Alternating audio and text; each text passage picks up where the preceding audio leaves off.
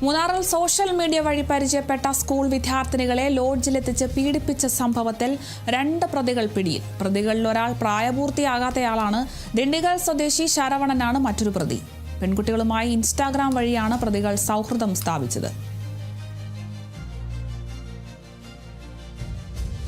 18 വയസ്സ് താഴെയുള്ള പെൺകുട്ടി, അതായത് +2 വിദ്യാർത്ഥിനി ഇൻസ്റ്റാ വഴി തമിഴ്നാട് സ്വദേശിയായ യുവാവുമായിട്ട് പരിചയപ്പെടുന്നു. 15-ാം തീയതി ക്ലാസ്സിന് ശേഷം ഈ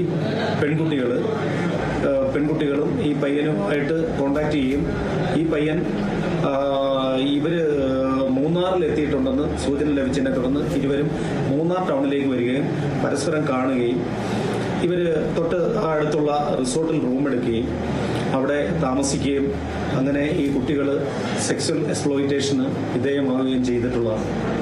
അന്വേഷണത്തിൽ ഈ കുട്ടികൾ ഫോൺ നമ്പർ മാറ്റി പറഞ്ഞതിനെ തുടർന്ന് തുടക്കത്തിൽ അന്വേഷണത്തിന് ബുദ്ധിമുട്ടുണ്ടാവുകയും തുടർന്ന് കുട്ടികളുടെ യഥാർത്ഥ ഫോൺ നമ്പർ പോലീസിന് ലഭിക്കുകയും പ്രതികൾ തമിഴ്നാട്ടിലെ ഡിണ്ടിഗലിലുണ്ടെന്ന് ബോധ്യമാവുകയും ചെയ്തതിനെ തുടർന്ന് തമിഴ്നാട്ടിലെ ഡിണ്ടിഗലിലെത്തി ഇന്ന് വെളുപ്പിനെ പ്രതികളെ പോലീസ് കസ്റ്റഡിയിലെടുക്കുകയും മൂന്നാർ പോലീസ് സ്റ്റേഷനിൽ എത്തിക്കുകയും ചെയ്തിട്ടുള്ളതാണ്. വിവരങ്ങളുമായി ബിനീഷ് ആന്റണി ചേരുന്നുണ്ട്. ബിനീഷ്, എന്തായാലും ഇപ്പോൾ 2 പ്രതികളെ പിടികൂടിയിട്ടുണ്ട്. പ്രതികളിൽ ഒരാൾ പ്രായപൂർത്തിയാകാത്തയാളാണെന്നതാണ് ഏറ്റവും പ്രധാനപ്പെട്ടത്. പ്രതികളുമായി ബന്ധപ്പെട്ട് മറ്റെന്തെങ്കിലും വിവരങ്ങൾ ലഭ്യമാണോ? വിശദാംശങ്ങൾ എങ്ങനെയാണ്? അരുണിമ, കഴിഞ്ഞ തിങ്കളാഴ്ചയാണ് ഈ കേസിനാസ്പദമായ സംഭവം നടക്കുന്നത്. +2 വിദ്യാർത്ഥികളായ 2 പേരാണ് ഈ മൂന്നാർ പോലീസിന്റെ അന്വേഷണത്തിൽ പോക്സോ കേസ് രജിസ്റ്റർ ചെയ്തിരുന്ന കാരണം +2 പഠിക്കുന്ന ഒരു വിദ്യാർത്ഥി തമിഴ്നാട് സ്വദേശിയുമായി ഇൻസ്റ്റാഗ്രാം വഴി പരിചയപ്പെടുന്നു. പിന്നീട് ഇവർ വലിയ സൗഹൃദത്തിലാകുന്നു. പിന്നീട് ഇവർ കണ്ടുമുട്ടാമെന്ന ഒരു വാക്ക് കൊടുക്കുന്നു. തിരിച്ച് ഈ കൊടക്കനാൽ സ്വദേശിയായ പ്രതിയായ സുരേഷ് താൻ മൂന്നാറിലേക്ക് വരാം, പക്ഷെ തന്റെ ഒരു സുഹൃത്തുമുണ്ടാവും, അതുകൊണ്ട് താനും തന്റെ ഒരു സുഹൃത്തുമായി മൂന്നാറിൽ എത്തണമെന്ന് ഇന്ന സ്ഥലത്ത് വരണം എന്നും ഈ പെൺകുട്ടിയോട് പറയുന്നു.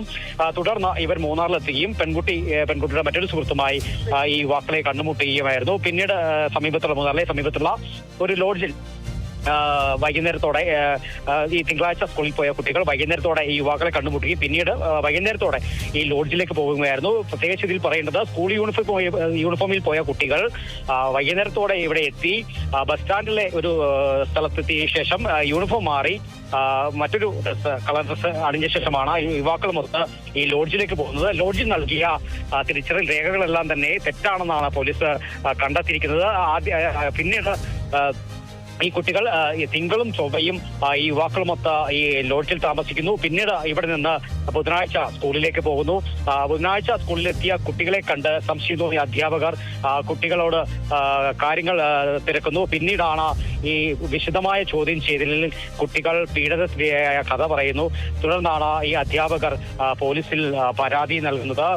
പരാതി നൽകിയതിനെ തുടർന്ന് മൂന്നാർ പോലീസ് കൃത്യമായി അന്വേഷണം നടത്തുകയായിരുന്നു. ഈ അന്വേഷണത്തിൽ ഈ ലോഡ്ജിലെത്തിയ അന്വേഷണം നടത്തിയപ്പോൾ ഇവർ കൊടുത്ത തിരിച്ചറിയൽ രേഖകളെല്ലാം തന്നെ തെറ്റായിരുന്നു. ഫോൺ നമ്പറുകളടക്കം തെറ്റാണ്. പിന്നീട് പോലീസ് നടത്തിയ വിശദമായ അന്വേഷണം, ഗൂഗിൾ പേ അടക്കമുള്ള വിശദമായ അന്വേഷണത്തിലാണ് യുവാക്കളെ കുറിച്ചുള്ള ഒരു സൂചന ലഭിച്ചത്. പിന്നീട് ഈ ഫോൺ നമ്പർ അടക്കം മനസ്സിലാക്കിക്കൊണ്ട് തന്നെ പോലീസ് തമിഴ്നാടടക്കം അന്വേഷണം നടത്തിയത്. പിന്നീടാണ് മനസ്സിലായത് ഇവർ ദിണ്ടുഗലിൽ ഉണ്ടെന്നുള്ള ഒരു സൂചന പോലീസിന് ലഭിച്ചത്.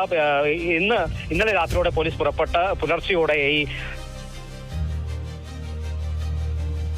പ്രായപൂർത്തിയാത്ത മറ്റൊരാളെയും പോലീസ് പിടികൂടുന്നത്. സ്റ്റേഷനിലെത്തിച്ച വിശദമായ ചോദ്യം ചെയ്യലാണ് കൃത്യമായി ഇൻസ്റ്റാഗ്രാം വഴി പരിചയപ്പെട്ട ശേഷം ഇത്തരത്തിലുള്ള കഥകളും കാര്യങ്ങളെല്ലാം പീഡനത്തിനിരയാക്കിയ കാര്യങ്ങളെല്ലാം തന്നെ പോലീസിന് വ്യക്തമായത്.